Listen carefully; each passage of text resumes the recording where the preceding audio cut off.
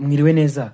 Ejo hari inkuru twakoze ivuga ku kuntu abanyeshuri bazasubira gusibira kubera ko badafite amanota byibuze 50 ndetse n'amanota 70 bize ibijyanye na tekinike ndetse n'imboneza mwuga.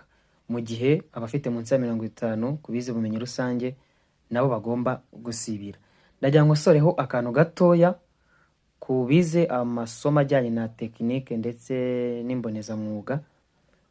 Ntabwo abantu basibira ari ukuvuga ngo bafite toto iri munsi y'amanota 70, ahubwo amanota 70 hariya abarwa na amanota ajyanye na pratique. Tuvuge niba umuntu arimo ariga ku bijyanye na education, barabiga TTC, barabigisha za primaire, kuba yarize education yo kwigisha muri primaire, yakora stage ntagira amanota byibuze 70, uwo nguwo nta diplome agomba kugira, kabone n'ubwo ibizamini bya leta yaba yarabyujuje.